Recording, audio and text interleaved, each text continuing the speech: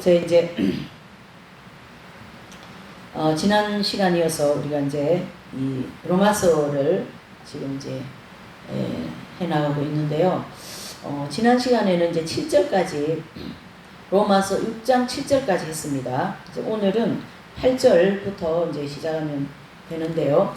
7절에서 이제 11절까지의 내용이 이제 한마디로 요약을 하면, 그리스도와 함께 죽었으면 그리스도께서 부활하실 때 모든 사람들뿐만 아니라 죄로 인하여 타락했던 모든 자연 만물까지도 예수 그리스도의 부활과 함께 부활한다. 거기까지 이제 우리가 좀 정리를 해봤어요. 자, 오늘은 이제 8절부터는 좀 더 이 내용을 가지고 좀 더 구체적으로 이제 좀 함께 또 나누고자 합니다. 그래서 8절 9절에 보면, 만일 우리가 그리스도와 함께 죽었으면 또한 그와 함께 살 줄 믿노라.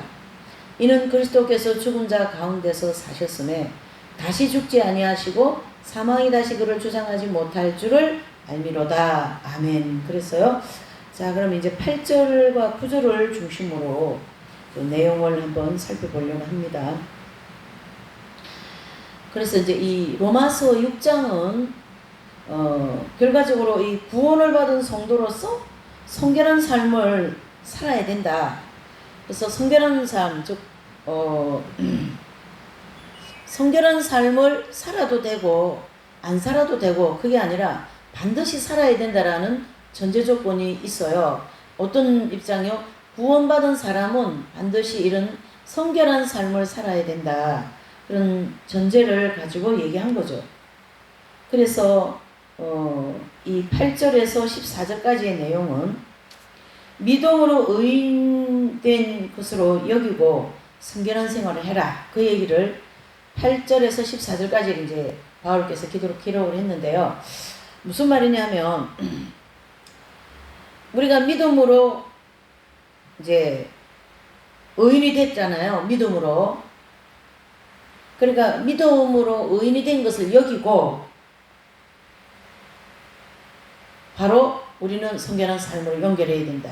그 얘기인데요.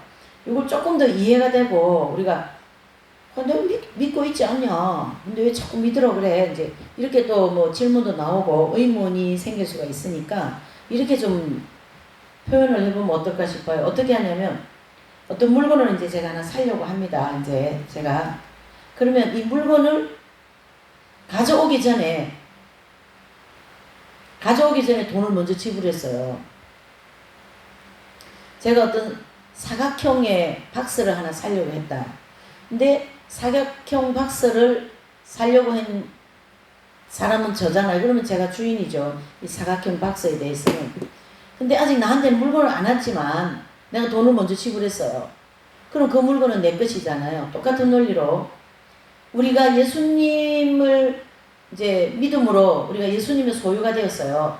근데 소유가 되었는데 아직까지 죄를 가지고 있기 때문에 소유이기는 한데 완전한 소유는 안 돼 있어요.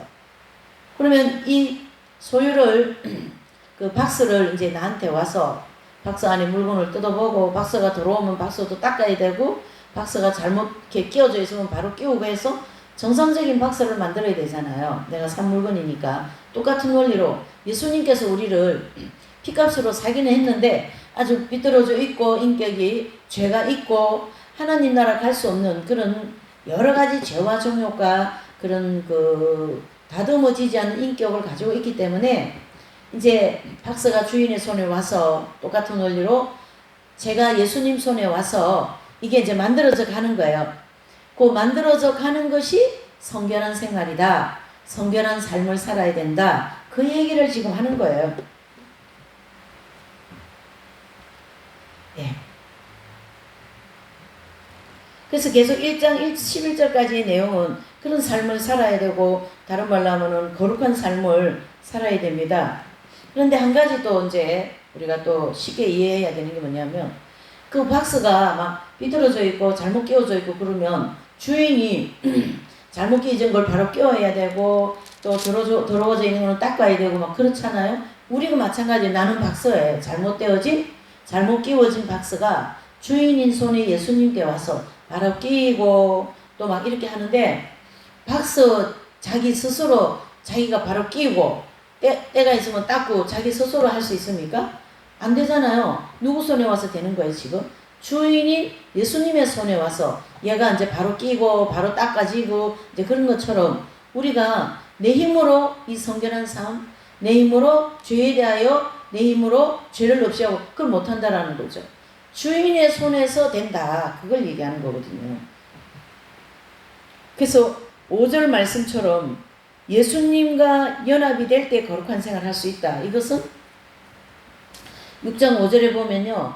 만일 우리가 그 죽으심을 본받아 연합한 자가 되었으면 또한 그의 부활을 본받아 연합한 자가 되리라 그랬습니다. 그래서 우리가 그의 죽으심을 본받아 예수님 십자가 안에 들어가서 연합이 되었으면 또한 그의 부활을 본받아 우리도 부활한다. 자, 이 연합이라는 말을 5절에서도 쓰고 있는데요.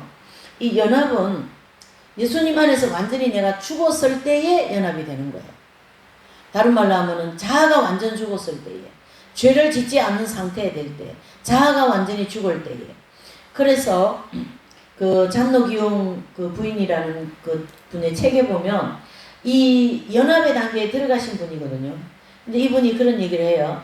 자기가 어떤 일을 할 때 과거에는 내 자아가 계속 그 자기 일을 하는데 개입이 되었었다. 근데 예수님 안에서 내가 연합이 되고 난 이후에는 어떤 일을 할 때라도 내 자아가 개입이 되지 않는 걸 느꼈다. 그것은 자아가 다 깨어졌기 때문에 성령님의 손에 이 박스가 마음대로 그 손에 움직여지는 걸 만들어져 간다는 거예요. 만들어진다라는 거예요. 예수님의 손에 온전히 이 사람은 이끌림을 받는 거죠. 예수님 손에 의해서 이리로 가라. 동으로 가라면 동, 서로 가라면 서로 가고 그렇게 100% 순종이 된다. 그게 바로 연합되어진 상태인데 그렇게 되기 위해서는 과정이 필요하다. 성결한 삶을 살아야 될 과정이 필요하다. 주인이 박스를 만들어 가야 되는 과정이 필요하다. 또 다른 말하면 광야의 연단 과정이 필요하다. 이 과정이 굉장히 중요하다. 그것을 우리가 조금 정리해야 됩니다. 그래서 이 연합이라는 것은 결국 예수님 안에서 나와 함께 연합이라는 건데 그것을 다른 말로 하면 성경에는 내가 너희 안에 너희가 내 안에 또 로마서 8장 1, 2절은 죄와 사망의 법에서 내가 해방하였느니라. 이런 성경에서 그 경지에 들어가신 모든 분들의 표현을 그렇게 해주고 있어요. 그래서 그 생활을 하기 위해서는 로마서 6장 얘기를 지금 계속해야 되고 그 연합을 향하여 나가는 과정에는 성결한 삶이 필요하다. 그리고 연합이 되고 난 이후에는 그 주인의 손에서 자유자재로 움직여지는 사람이 된다. 그게 바로 이긴 자라는 것이고 그분들이 사도 바울을 중심으로 12 제자들을 중심으로 그분들이 그런 연합의 과정에 들어가신 분들이다. 그래서 사도 바울은 이 만들어져가는 과정, 즉 광야의 길을 다 마치시고 예수님의 생명이 내조합이 되어 예수님과 완전히 연합하신 분으로서 이 성결한 삶을 반드시 살아야 된다라는 강력한 얘기를 6장에 계속하고 있는 거죠. 그래서 예수님을 믿고 구원은 받고 교회는 다니지만 아직까지 세상 사람인지 교회 사람인지 예수님 믿는 사람인지 이게 분간이 안 될 정도로 이 사람은 성결한 삶을 살고 있지 않기 때문에 어떻게 해요? 예수님과 아직 연합이 안 되었고 성경에서 얘기하고 있는 그 완전히 죽어야 되는 자아 그것이 아직 안 죽은 사람으로서 아직 뭐예요? 날탱이 광야에서 연단을 받고 있는 과정 만들어져 가고 있는 과정에 놓여 있다. 그러나 바울께서 오늘 이 로마서 6장 8절 14절 이 말씀은 성결한 삶을 살아야 되는데 이 삶이 우리의 힘으로는 안 됩니다. 반드시 그분의 은혜, 즉 예수 그리스도의 손길, 은혜로서 성령의 도우심으로 우리의 삶이 조금씩 바뀌고 죄 지을 수 있는 환경이 와도 죄 안 지을 수 있는 미워하지 않는, 시기하지 않는, 교만하지 않는, 질투하지 않는, 엄난하지 않는 그러한 삶을 살 수 있도록 성령께서 도와주십니다. 그걸 얘기하고 있는 거죠. 사도 바울이나 12 제자들이나 이 위대한 영성의 거성들은 그 광야 연단 과정을 다 거치면서 이 말씀에 들어오신 분이죠. 그리스도와 함께 죽었고 그리스도와 함께 살아났다. 그러한 거듭난 그러니까 성령 충만받고 한순간에 뭐 좀 변화된 거듭난 그게 아니라 온 인간 전체가 완전히 새롭게 거듭났다. 그 경지가 있다라는 거예요. 그게 바로 이긴 자의 경지다. 이렇게 볼 수가 있는 거죠. 자, 그래서 이 연합의 단계에 들어가면 우리 영혼의 원죄라는 게 있잖아요. 그 영혼의 지성소에 아직 뿌리를 내리고 있는 그 원죄, 그 뿌리를 뽑아지는 것이 연합의 단계이거든요. 그것을 영적 할례다 이렇게 얘기하고 로마서 8장 1, 2절에 죄, 사망에서 해방됐다 이렇게 표현을 해주고 있는 거죠. 자, 고린도전서 이 연합에 대해서 보시면 고린도전서 15장 45절과 골로새서 3장 1절에서 4절에 보면 이런 말씀합니다. 첫째 아담을 통해서 온 인류의 죄가 들어오고 둘째 아담이신 예수님을 통하여, 그러니까 예수님의 십자가를 통해서 온 인류는 죄인이 없다라는 것이 결론이 내려져 버린 거예요. 이것은 어떤 입장이냐면 예수님 안에서만 그렇다라는 거예요. 그래서 결국은 예수님 안에 들어오는 사람은 죄가 없다라는 사람이 된다. 그 어떤 죄가 없다라는 사람이 된다라는 그 된다의 과정이 있다라는 거예요. 그게 광야 연단 과정. 그러니까 분명히 믿음으로 구원받고 광야에 연단받고 정결케 되고 다음에 생명 합일에 들어가는 거예요. 그래서 이 광야 연단 과정이라는 이 중간 단락을 반드시 끼워 넣어야 되는 거예요. 그것을 빼기 때문에 믿음이 자꾸 오리무중에 빠지고 의문에 빠지게 되는 거예요. 믿음으로 처음에 시작했으면 두 번째로는 광야 연단 과정, 세 번째로는 연단이 다 마치고 나면은 오늘 여기서 얘기하는 이 연합의 단계에 들어가는 것이, 다른 말로 하면 둘째 아담이신 예수님을 십자가를 통해서 어떻게 해요? 죄 없다라는 죄 없다라는 것이 네 개인에게 이루어진다. 그걸 가르쳐 연합이다. 그렇게 얘기하는 거죠.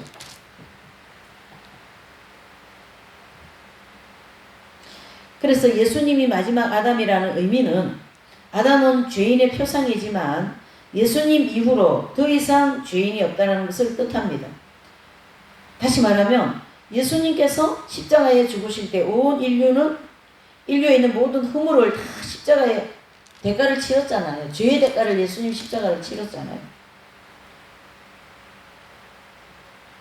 그래서 그 허물을 다 짊어지고 죽으셨을 뿐만 아니라 사람들의 죄뿐 아니라 아담의 타락으로 인하여 함께 타락한 모든 이 만물 있죠. 저기 풀포기 하나도 저기 하나님 손으로 만든 모든 이 피조계에 뭐 달, 행성, 별 뭐 모든 것이 다 그 아담이 타락 이후에 그 모든 것이 함께 타락했거든요. 죽었다는 얘기예요. 죄로 인하여. 자, 그러면은 두 번째 아담이신 예수님이 오셔서 하나님이 만든 모든 피조물과 우리 인간의 만물, 인간의 영장과 이 모든 것이 첫째 아담에서 죽었다가 죄로 인해서 둘째 아담이신 예수님 십자가를 통하여 다시 살아나 버렸어요. 그것은 부활을 통하여 하나님이 일방적으로 이렇게 만들어 놓으십니다. 그래서 하나님 입장에서는 구원에 완결되어 있어, 완결판. 그러나 우리 인간 입장에서는 그 완결되신 예수님의 속죄원청을 믿고 그 믿음으로 광야의 연단 과정을 받으면서 점진적으로 성장하면서 완전, 즉 연합의 경계에 들어갈 수 있도록 길을 열어놓으셨다. 그걸 얘기합니다. 그래서 십자가의 죽음에 만물도 함께 죽었고 예수님 부활하실 때 예수님 안에서 죽었던 만물도 함께 부활하신다. 그래서 골로새서 3장 3절에 보면 너희 생명이 그리스도와 함께 하나님 안에 감춰졌느니라 그랬어요. 하나님 안에. 자, 우리의 생명이 예수님 안에 감춰져 있던 이 생명을 예수 그리스도의 부활과 함께 우리에게 이제 이렇게 다 나눠주셨는데 그게 나한테 직접적으로 이루어지는 과정이 광야 연단 과정을 마치고 난 다음에 이루어진다. 이렇게 정리를 해야 되는 거예요.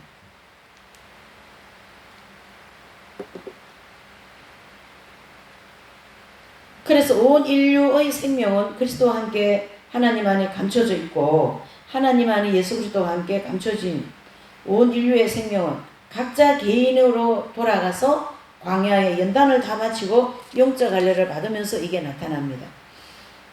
그래서 죄성이 뿌리가 뽑히고 나면 예수님의 생명이 내주합일되는 이것을 하나님 안에 감춰져 있는 생명이다. 그 얘기를 하는 거예요, 지금. 그러니까 반드시 광야의 연단 과정을 지금 끼워넣어야 되는 거예요. 광야의 연단을 받으면서 죄를 안 짓는 훈련을 하는 거니까요. 자, 문제는 대부분의 사람들이 아직 광야길을 걷고 있다는 것이고, 또 그리스도와 함께 연합이 아직 안 되어 있다라는 말을 해주고 있는 거예요. 그러니까 바울과 같은 그런 연합 과정이 아직 안 들어갔다. 사도 바울은 그 경험을 하고 했기 때문에 자신있게 이 로마서를 기록한 거거든요.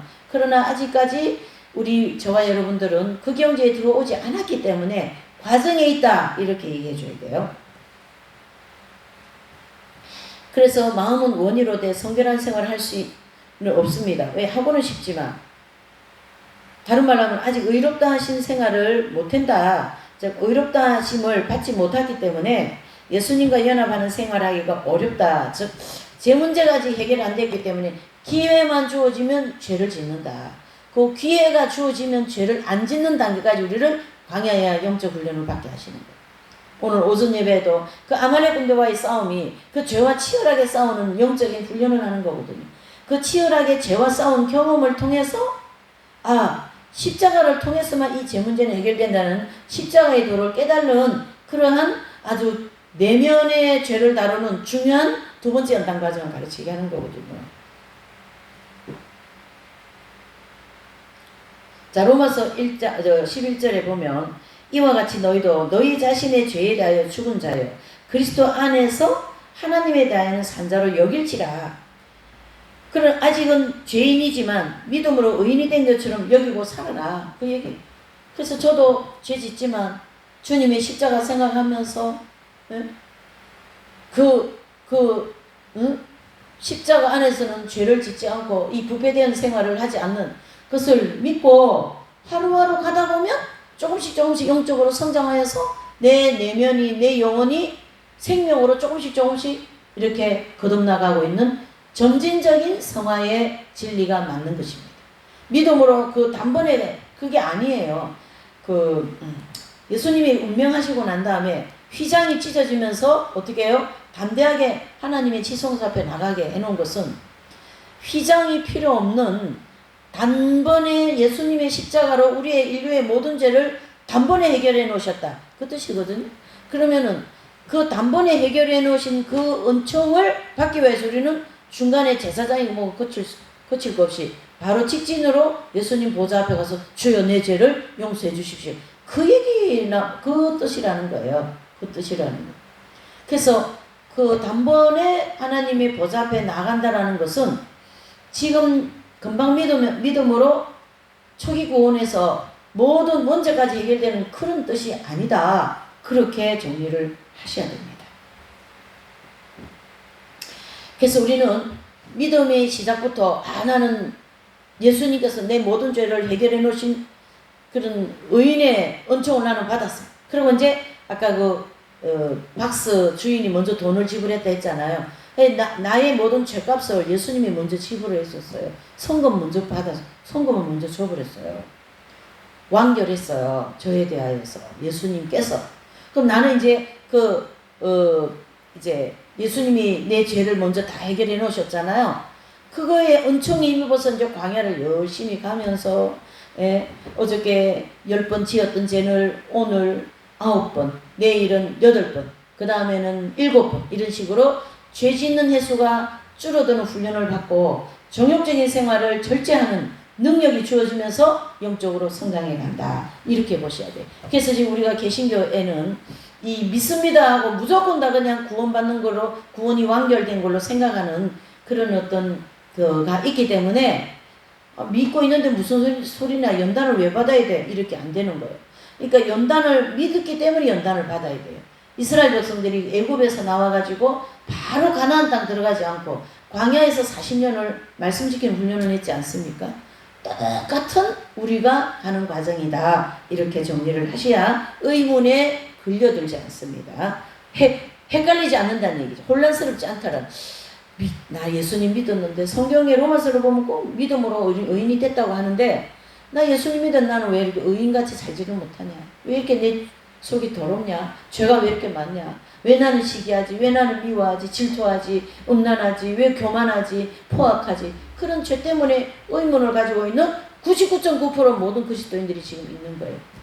그냥 그것도 저것도 아니고 그냥 뭐 믿음으로 다 된다는데 무슨 말이 많냐? 그러고 그냥 가면 또 뭐 그냥 자기가 자기 믿음을 가지고 가는 거니까. 그러나 그 하나님 앞에 볼 때에 한 60% 죄를 짓지 말아야 되는데 아직까지 그것까지 왔으면 아직까지 30에서 그냥 머물러 있는 거예요. 그러니까 영적으로 성장이 안 됐다는 뜻이에요. 이게 영적 성장과 또 이 완전하게 해놓은 십자가의 그 속죄 원천과 이것이 어떻게 해요? 다 같이 맞물려서 가고 있다. 이래 보셔야 돼요. 우리가 지금 완성을 향하여 가고 있다. 그러니까 중간에 이 광야 연단 과정을 자꾸 생각을 해줘야만이 이런 말씀이 의문에 걸려들지 않는 거죠. 그래서 믿음으로 의인된 것으로 여기고 성결한 생활을 하라라는 거예요. 분명한 것은 지금 비록 광야의 길을 걷고 있다 할지라도 언젠가는 그 하나님의 은혜로 광야 연단 과정을 다 마치는 날이 올 것입니다. 그러니까 점진적인 성화의 이 웨슬레 신학이 거의 성경의 적으로 맞다 이래 볼 수 있어요. 그러면서 경험적으로 하나님 안에 감추어진 이 예수님의 생명이 나타나게 되는 날이 있는데요. 그게 바로 영적 알을 받는 날이 되는 거예요. 그게 바로 연합이 되는 날이라는 거죠. 숨어있는 생명이 나타난다. 그 얘기거든요. 그 앞날에 그 날을 앞당겨 믿음으로 의인이 된 것처럼 여기고 살아가라라는 걸 앞당기라는 게 성금 받았어요. 난 내 몸값 다 치렀으니까 어떻게 해요? 나는 이제 그 주인이 나에 대해서 몸값을 다 치러줬으니까, 제값을 치러줬으니까, 그걸 앞당겨서 믿고 가는 거예요, 이제. 예? 앞당겨서. 우린 다 성금 지불한 사람들이, 지불. 다 대가를 지불한 사람들, 믿음 사람들은. 그리고 믿음으로 의인되었다는 것은 아직 죄인이지만 믿음으로 의인이 된 것처럼 여기고 담대하게 거룩한 생활을 해나가라. 노력하십시오. 그 얘기를 해주고 있는 거죠. 자, 10절에서 11절을 보시게요. 시작. 그 죽으시면 죄에 대하여 단번에 죽으시며 그 살으심은 하나님께 대하여 살으심이라. 자, 10절에 죄에 대하여 어떻게 해요? 단번에 죽고 그리스도 안에서 또 단번에 우리가 살아났어요. 이 참 사도 바울이요, 이 믿음으로 구원이라는 이 진리를 아주 경험적으로 정확하게 지금 기록해주고 있는 거예요. 자, 거기 보시면 첫 번째 단락. 그의 죽으심은 죄에 대하여 단번에 죽었다. 이 말씀 역시 그리스도의 죽음은 자신의 죄로 인하여 필연적으로 죽음이 아니라 예수님은 자신의 죄가 아닌 성부 하나님께서 짐지어 주신 그 자기 백성의 죄와 허물을 위해 죽으신 거잖아요. 이 십자가의 죽으심이죠. 그게 바로 단번에라는 구약의 속죄제사와 연관을 가지고 있습니다. 그래서 구약의 제사는 짐승을 잡아서 피제사로 매월 7월 10일 날 레위기 16장에 드려지는 제사입니다. 이것은 우리 성도들이 어떻게 죄를 사함을 받는가에 대한 모형적인 속죄하는 제사라는 거죠. 자, 모형으로는 온전히 죄를 사함 받을 수가 없기 때문에 실제적으로 피를 뿌리는 실제적 속죄 제사가 필요한 거예요. 그래서 이러한 사실에 대하여서는 히브리서 9장이 아주 잘 기록하고 있어요. 히브리서 9장 1절에서 22절까지 쭉 그 내용을 말씀하고 있습니다. 자, 그 다음에 이제 히브리서 9장을 한번 보시죠. 그러니까 이게 이 속죄 은총이 되게 중요하죠. 히브리서 9장 1절에 첫 언약도 섬기는 예법과 세상에 속한 성소가 있더라. 자, 첫 언약이라죠. 그거는 이제 레위기 16장에 보면 이스라엘 백성들이 대속죄일 제사에 드려지는 그 이제 제사 예법을 가르치게 하고 12절에 보면 염소와 송아지 피로 아니하고 오직 자기 피로 영원한 속죄제를 이루어서 단번에 성소에 들어가느니라. 그러니까 구약의 모형적 진리 속죄제사는 1년에 한 번씩 드리는 것이고 대변도용이라는 거예요. 그럼 1년 다음 되면 그 제사의 효력이 없어지는 거예요. 그러나 예수님께서 드려주신 이 제사는 단번에 영원한 대제사장이라고 그랬지 않습니까? 그래서 우리의 허물로 말미암아 그러니까 하물며 영원하신 성령으로 말미암아 흠없는 자기를 하나님께 드리는 그리스도의 피가 어찌 너의 양심의 죽은 행실에서 깨끗하며 하고 살아계신 하나님을 섬기게 못하겠느냐. 그리스도의 피와 성령의 은혜로 내 더러운 죄도 깨끗하게 되고 내 비뚤어진 인격도 바로 되어져 고쳐져 의인이 된다. 그걸 얘기해 주고 있는 거지.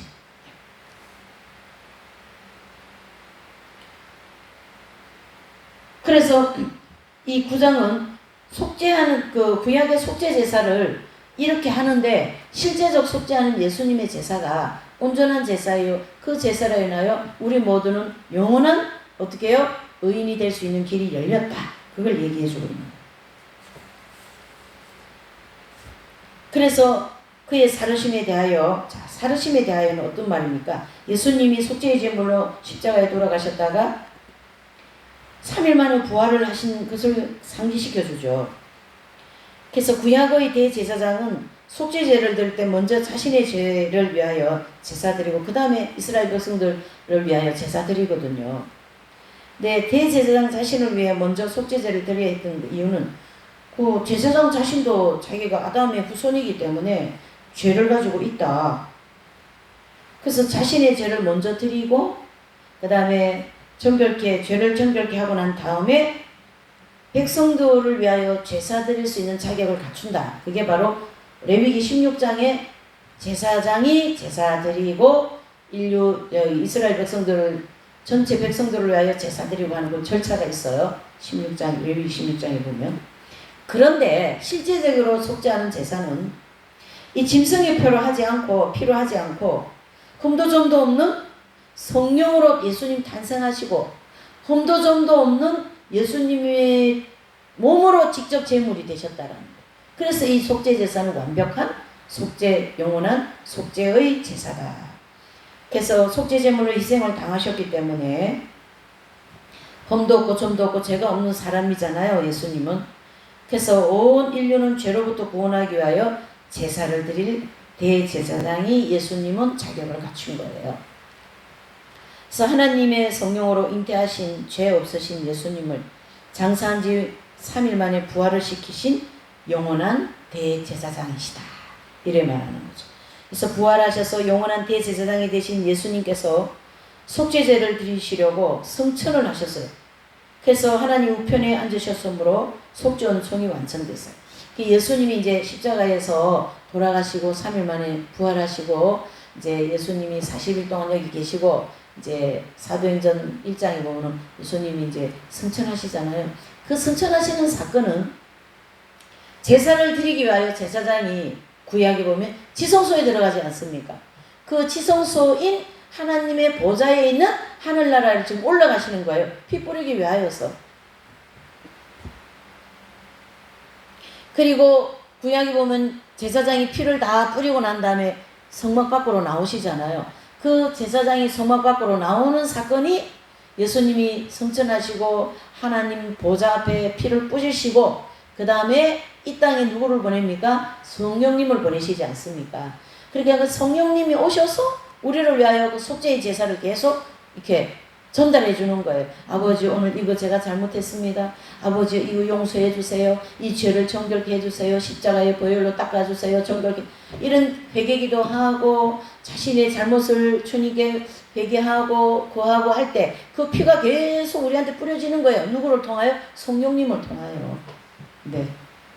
그렇게 완벽한 속죄의 제사 때문에 우리가 의인이 될 수 있고 또 그리스도와 연합이 될 수 있다라는 거예요. 전부 다 뭐가 깔려 있어요? 속죄의 은총이 깔려 있는 거죠. 그래서 부활하셔서 영원한 대제사장이 되신 예수님께서 속죄제를 드리시려고 승천하셔서 하나님 보좌 우편에 앉으셨으므로 속죄 은총이 완성됐어요. 그리고 성령님께서 완성되어진 속죄 은총을 가지고 오순절 예루살렘 다락방에 오셔서 이때부터 예수님을 구주로 영접하는 모든 사람에게는 하나님 나라의 생명책에 그 이름이 기록되고 그 영혼은 언젠가는 의인이 되어서 천국에 들어갈 수 있다. 이렇게 볼 수 있는 거죠. 그러니까 우리는 광야에 있어도 기뻐요. 왜? 언젠가는 의인이 될 수 있는 은혜와 믿음이 있기 때문에. 그래서 좌절하지 말라. 낭망하지 말라. 예, 열심히 가세요. 예수님 말씀 지키는 훈련 열심히 하세요. 죄 짓지 않으려고 애쓰세요. 또 회개 열심히 하세요. 말씀대로 살려고 노력하세요.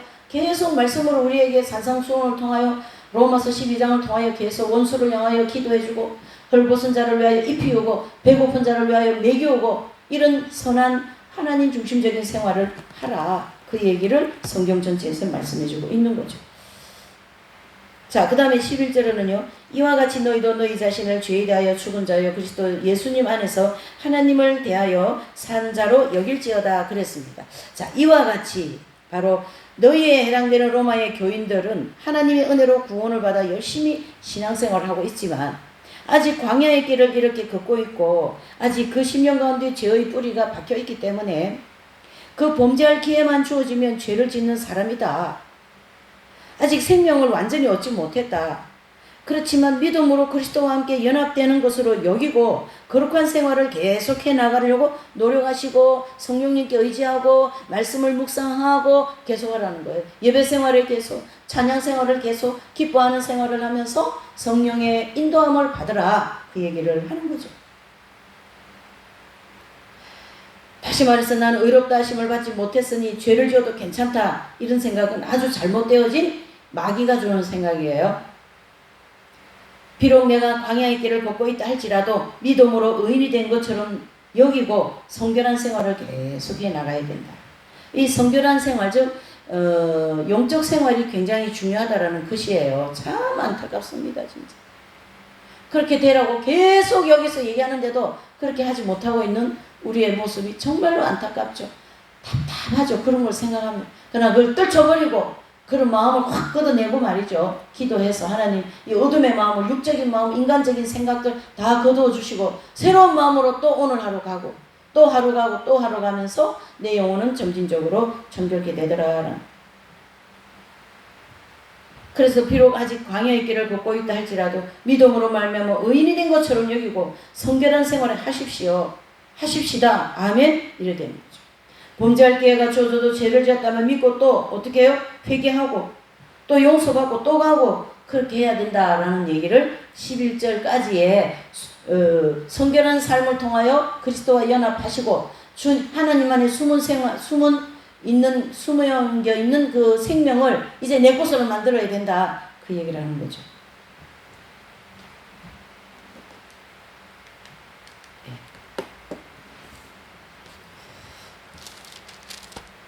그 다음에 이제 6장 2절에서 14절이요. 자, 6장이 되게 중요하죠. 12절에서 14절 12절 말씀. 자, 12절에서 14절의 말씀은요. 믿음으로 의인이 된 것으로 여기고 이제부터 하나님 은혜로 말미암아 구원을 받았으니 선한 의지를 들여 모든 지혜를 하나님께 드리는 생활을 할 것을 촉구하고 있어요. 자, 12절. 그러므로 너희는 죄로 너희 죽을 몸에 왕노릇하지 못하게 하여 몸의 사욕을 순종치 말라 그랬어요. 그래서 하나님 은혜로 구원받았으니 이제부터 죄가 너희 몸을 주관하지 못하도록 육신의 욕구에 순종하지 않고 죄와 종욕에 지배받아 부끄러운 행실을 해서는 안 됩니다. 그 얘기는 육신의 세력에 내가 이렇게 휘둘리지 말라라는 거예요. 예. 그게 사실은 영적 훈련이거든요. 영성 훈련이거든요. 13절. 또한 너희 지체를 불의의 병기로 죄에 드리지 말고 오직 너희 자신을 죽은 자 가운데서 다시 산 자와 같이 하나님께 드리며 너희 지체를 의의 병기로 하나님께 드리라. 그래서 이 지체, 내 몸, 내 모든 이 움직이는 이 모든 것이 다 지체지 않습니까? 그래서 뭐 주일학교 선생도 하고 성가대도 하고 전도도 하고 선교사도 하고 목회도 하고 뭐 직분자로서 하나님의 교회를 돌보고 이런 모든 일들을 다 그런 일에 하나님 나라를 위하여서 내 몸을 들이되 세상의 일에 대하여서 내 몸을 들이지 말라. 그것을 얘기해주고 있는 거예요. 그래서 내 기호에 맞는 생활, 내가 좋아하는 생활, 예? 뭐 등산 가고, 낚시 가고, 뭐 골프 치러 다니고, 그것은 전부 다 육체를 어떻게 해요? 자기 그 죄에다 드리는 거예요.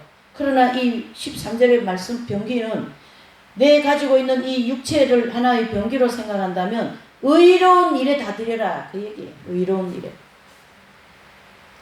그러나 대부분의 모든 그리스도인들은 정말로 이 육체를 얼마나 육적인 것에 많이 이렇게 드리고 사는지 모릅니다. 좀 더 좋은 거, 좀 더 먹고 마시고 편하게, 아름답게 자기 중심적으로 좋은 차, 좋은 음식, 좋은 옷, 좋은 거 모든 내 중심적으로 입고 먹고 마시고 하는 모든 것을 다 거기에 내 육체를 다 드리고 있지 않습니까?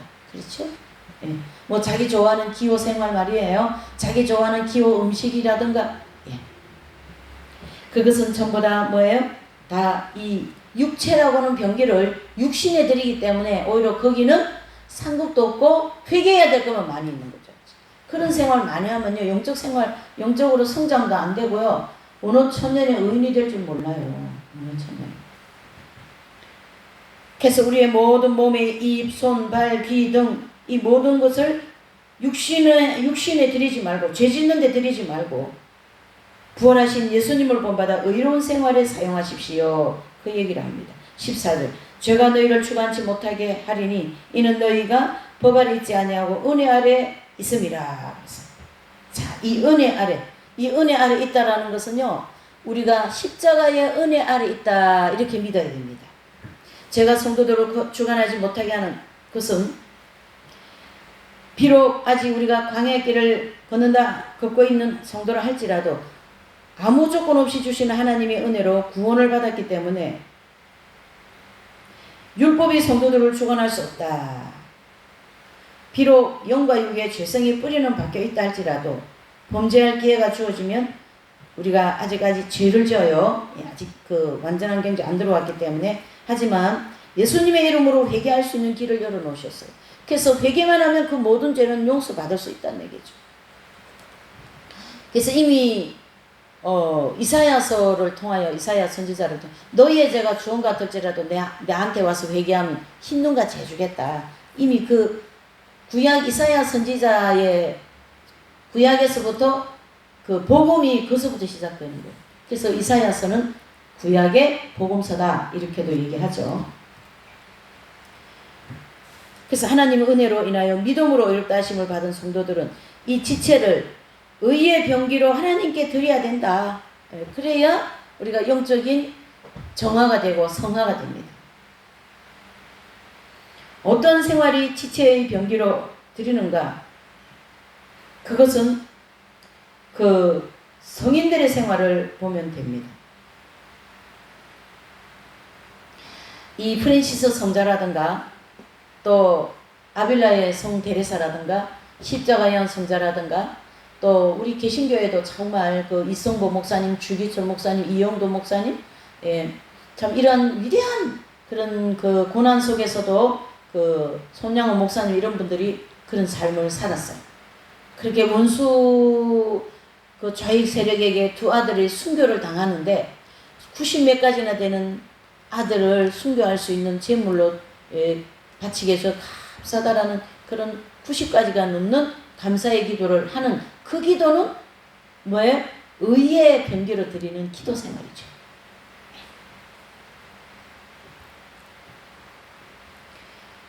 수도 생활이나 교회 생활이나 어디서나 내가 억울한 일을 당했다 생각할 때 그것을 하나님께 봉헌하고 오히려 십자가를 통하여 그걸 성화시켜 나간다면 그것이 바로 의로운 생활이다. 그렇게 말을 하고 있는 거죠.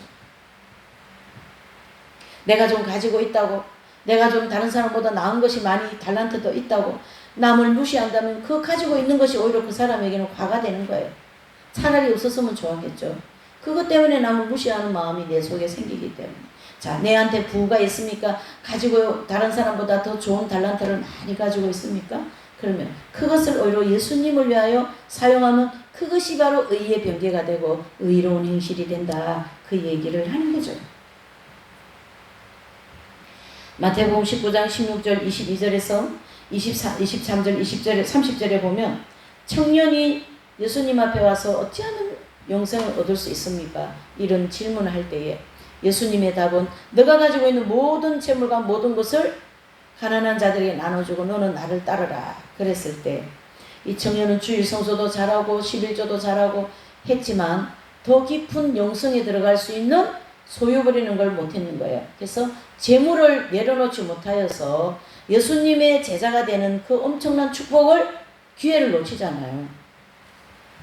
그래서 마태복음 19장 23절 30절에 예수님이 부자가 천국에 들어가기가 어려움과 약대를 비유하면서 이제 선한 청지기에 대한 말씀을 쭉 연결해 주고 계셔요. 내가 가지고 있는 재물, 내가 가지고 있는 이 여러 가지 건강, 시간, 재능, 이 모든 것들을 하나님 나라를 위해서 사용할 때에 그게 올바른 청지기이지, 내 삶을 내가 좀 더 잘 살아야지, 내가 좀 더 좋고 좋은 집에 살아야지, 예? 좋은 모든 것이 다 경제생활, 부모와 자녀생활, 이웃과의 관계, 모든 것이 자기 중심적인 것은 거기에 뭐예요? 성결한 생활이 있을 수가 없는 거죠.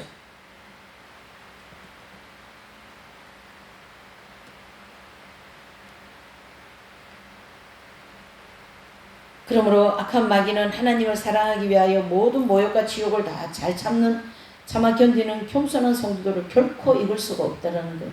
마귀는 아무리 자기가 뭐 괴기를 가지고 와서 그 사람을 깨뜨린다 하고 마귀 꼬드기는데 넘어가게 한다 해도 겸손한 자에게는 감당을 못합니다.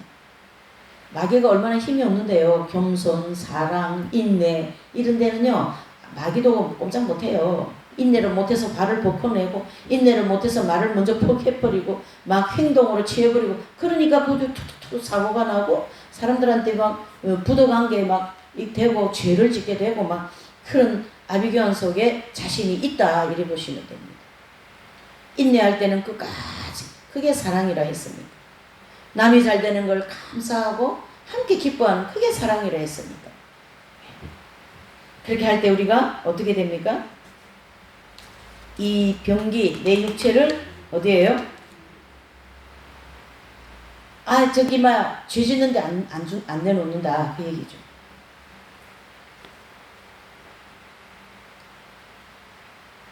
마더 테레사는 함께 일을 하는 브라이키 여사로부터 몸에 열이 있어 함께 갈 수 없다는 그런 청가를 받고 이렇게 대답했습니다. 나 역시 열이 있습니다. 그러나 세상에서 불태워지는 것보다 이 세상에서 불에 타는 것이 훨씬 좋지 않겠습니까? 자, 이 말씀은 나 역시 열이 있습니다. 그러나 저 세상, 거기가 어디입니까? 중간 영역 상층부에서 내가 불태워지는 것보다 이 세상에서 불태워지는 게 더 낫다. 이게 중간 영계 상층부 연단받는 심판대가 있는 그 진리와 함께 여기서 들어와야만이 진리가 완벽하게 정리가 돼요. 그러니까 우리 개신교회는 오늘 보이는 이 믿음 생활 여기에만 그냥 복잡 해가지고, 근데 하나님은요 그렇지 않습니다. 우리의 믿음 생활을 어디까지 연결하고 있냐면 저기 영계, 즉 이 물질계를 떠난 영계 심판대에까지 우리의 모든 삶을 연결 지어놓고 크게 지금 운영하고 계신 거예요. 이 물질계와 영계를 함께 같은 이치로 지금 돌리면서 우리를 이끌어가고 계시고 우리를 그렇게 훈련시키고 계신데, 우리는 믿음 생활이라고 하는 이 조그마한 여기 그릇 안에서 그 안에서 그냥 돌고 있어요. 그러니까 믿음 생활을 하다 보니까 여기도 부딪히고 저기도, 믿으면 의인된다고 그러는데 왜 이러지? 또 부딪히고 보니까 내가 또 죄를 지었네? 또 내가 막 부덕한 행실을 하였네?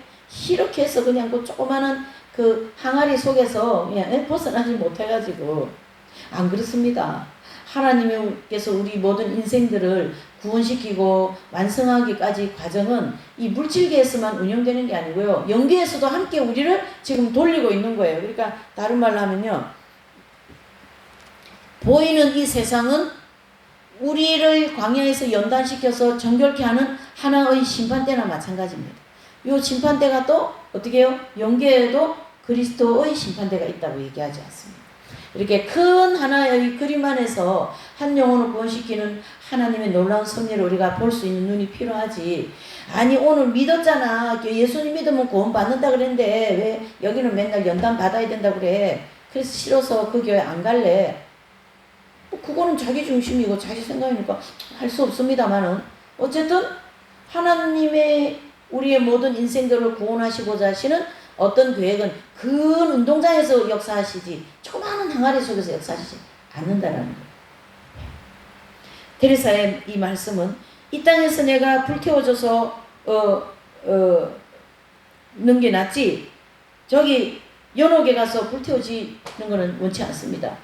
그러니까 이 땅에 나에게 선을 실천할 기회를 주시고 원수를 사랑할 수 있는 기회를 주셨다면 이 땅에서 해결하겠습니다. 이게 안 되어가지고 상층부까지 심판대까지 가져갈 일은 없다. 그 얘기. 자, 성인 중에 알베르온의 성인이라는 분이 계신데요. 이분은 인생에서 유일한 패배는 시련을 극복하는 것, 투쟁을 포기하는 것이다. 예, 그러니까 인생을 살아갈 때에 가장 유일하게 패배하는 것은 시련에 굴복하는 겁니다.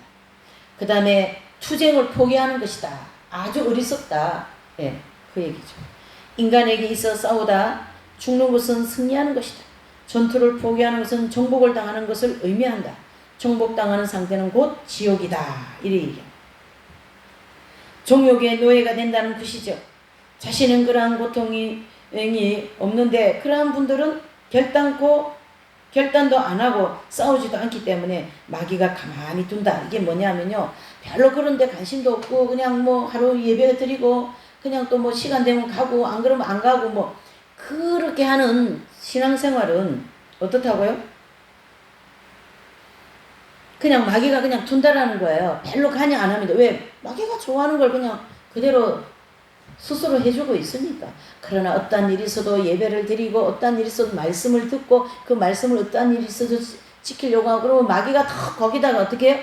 달리는 말에 더 채찍하듯이 그 마귀의 공격을 통하여 나는 더 훈련을 받는 거죠. 그래서 우리는 전부 다 이 광야의 천국 갈 훈련생이다. 이래 보시면 됩니다. 비록 결단이 작심삼일이 된다 할지라도 지속적으로 결단하는 생활을 하는 것이 굉장히 중요하고 오늘 넘어졌죠? 내일 또 일어나세요. 괜찮아요. 하나님은 7.8개 할지라도 내 십자가 지고 주님을 따르겠다라는 찬양이 있지 않습니까? 오늘 내가 쓰러졌습니까? 또 일어나세요. 내일 또 쓰러졌습니까? 또 일어나세요. 일어나는 영혼에게는 마귀도 감당을 못하니까 저 또 죽을 것 같은데 또 꼼지락꼼지락 살아나네. 이렇게 하는 거죠.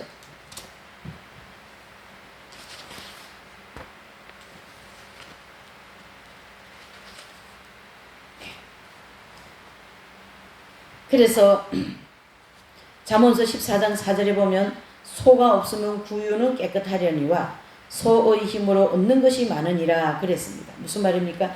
열심히 저 원수가 없어지는 것보다 내가 저 원수가 있어서 사랑하려고 노력하면 예? 소가 이렇게 말이죠.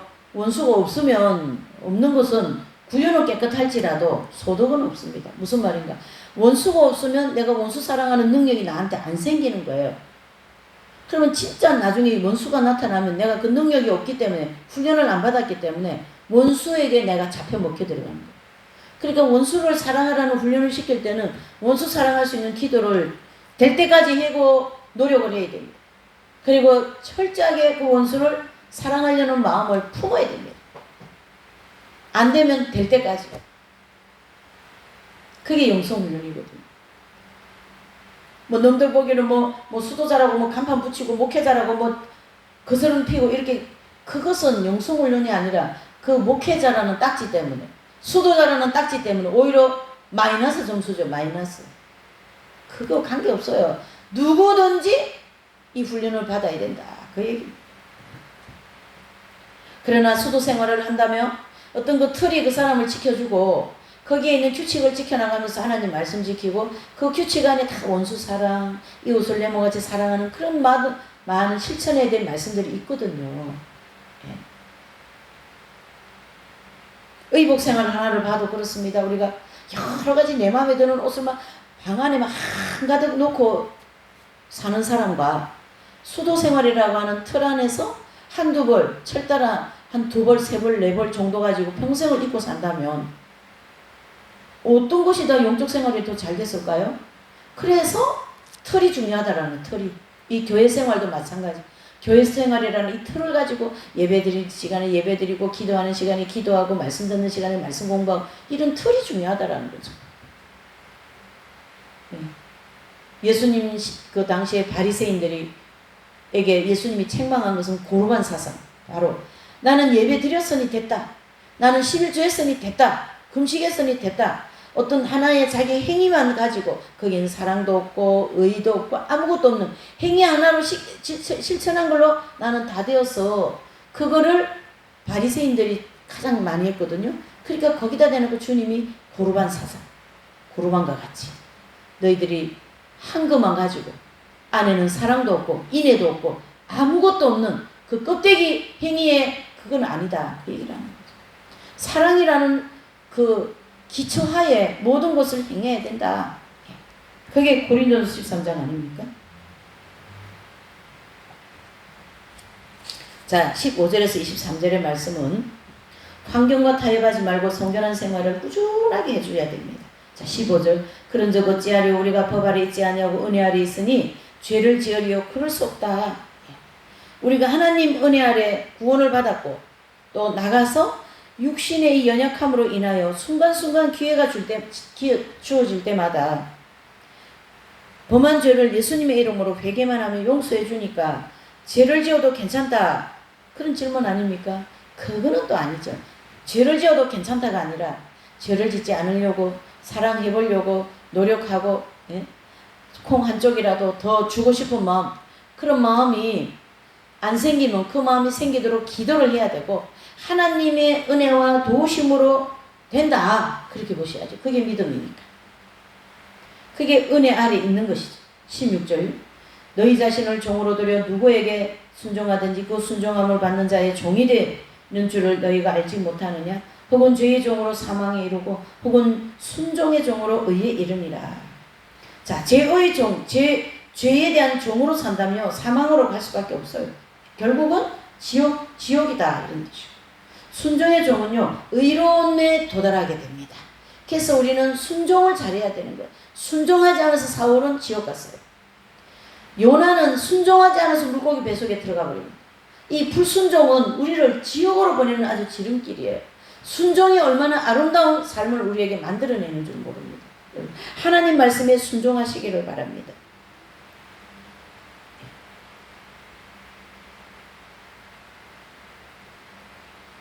그래서 죄에 순종한다면 죄의 종이 된다. 종에 대한 말씀은 헬라어로 둘로스와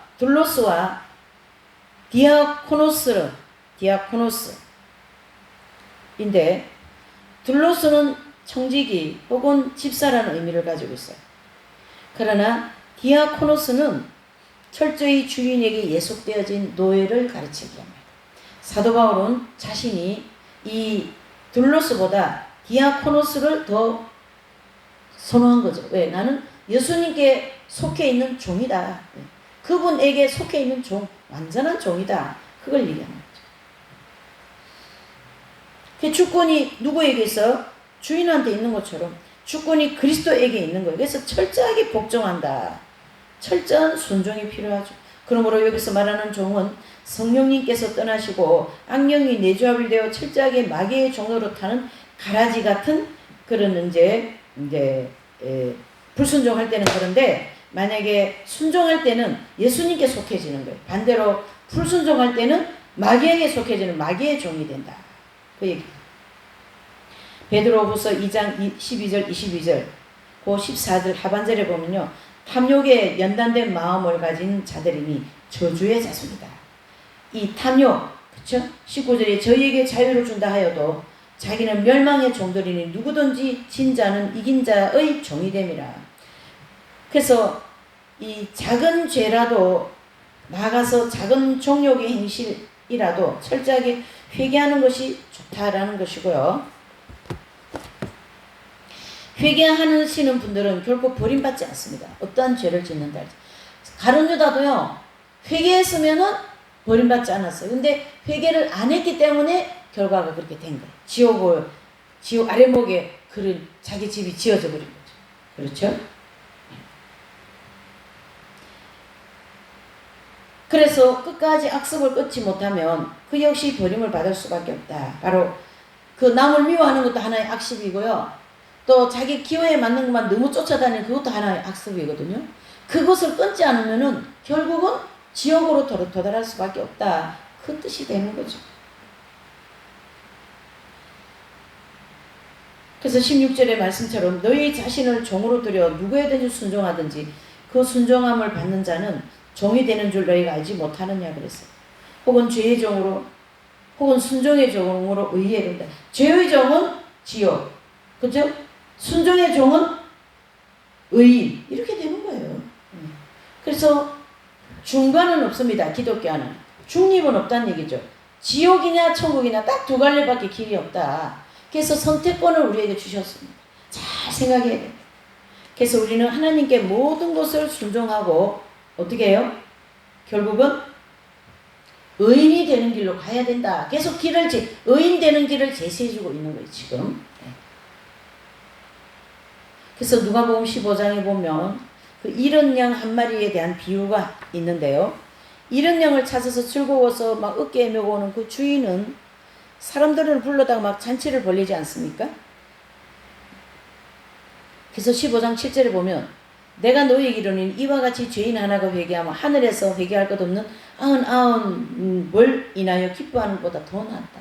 이 땅에 한 명이 회개하면요, 천국에 회개할 것 없는 의인이 99명보다 더 낫다. 그만큼 한 영혼이 주님 앞에 나와서 회개하는 것을 이렇게 주님은 원하시고 기뻐하시고, 그렇게 되기를 우리 한 사람 한 사람을 향한 그 안타깝고 마음, 애끓는 마음을 어떻게 우리가 알 수 있겠냐 말이죠.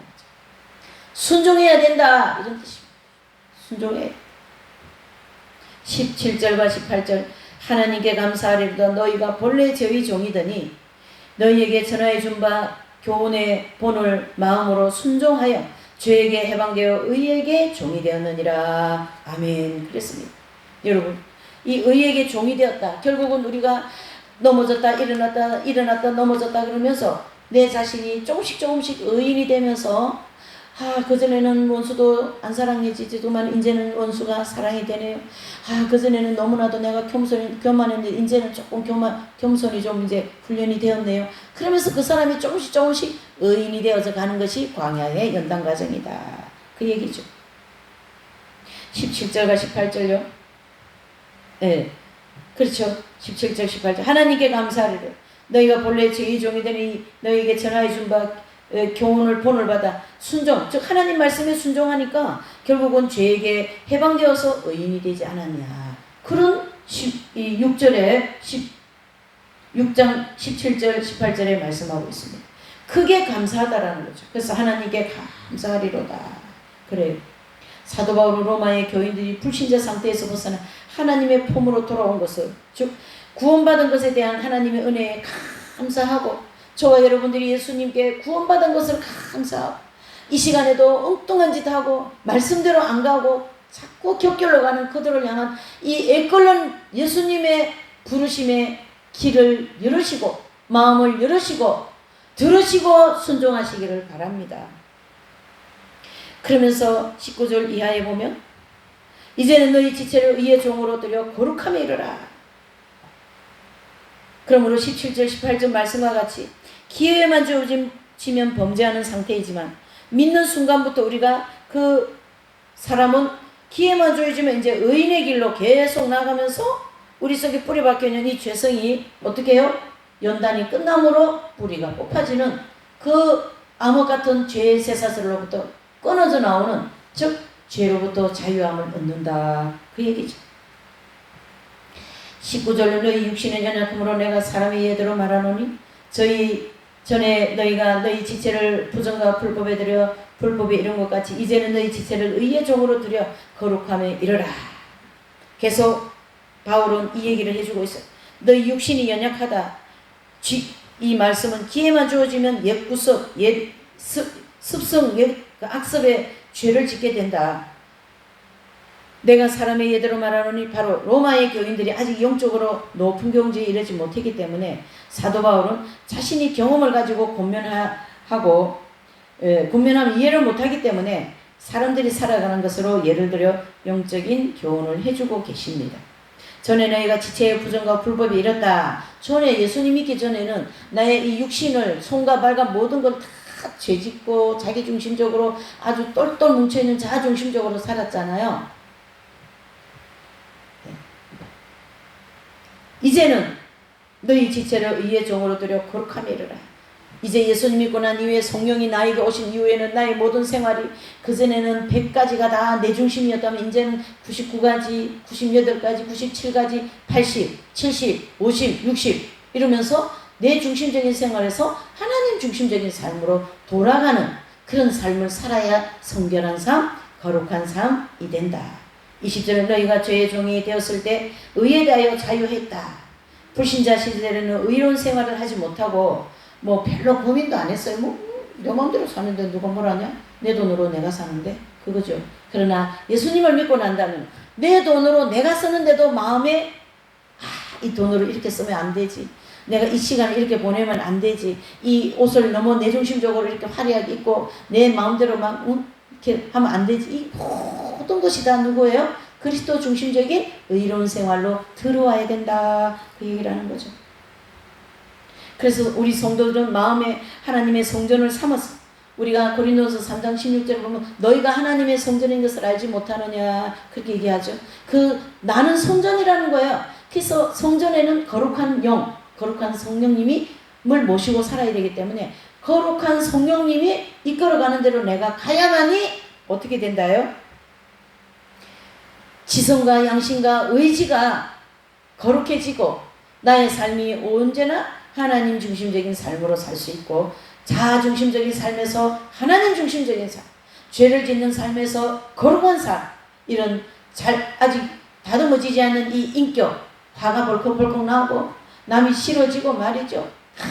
우리가 인격들 보면 참 대단하죠. 그런 것이 조금씩 예수님의 인격으로, 사랑으로, 온유함으로, 인내해 줌으로, 죄를 지은 사람을 향한 용서해 줌으로, 가늠한 여인을 용서해 주시는 예수님의 인격으로 우리가 조금씩 바뀌면서 의인의 그 마지막 길까지 도달하게 되는 그러한 이제 은총이 준비되었으니 열심히 그렇게 살으세요 하고 로마서 6장의 전체를 그렇게 말하면서 결국 어디에요? 그리스도와 연합, 하나님 안에 숨어있는 생명이 결국 내 안에 들어오셔서 그 생명으로 인하여 나는 예수님처럼 살아간다. 이렇게 볼 수가 있습니다. 이렇게 해서 이제 6장은 이제 다 끝났고요. 이제 다음 주일에는 이제 7장, 유명한 죄와 치열하게 싸우는 7장에 대하여서 함께 공부하겠습니다. 오늘은 6장까지의 말씀이 마무리가 되었습니다.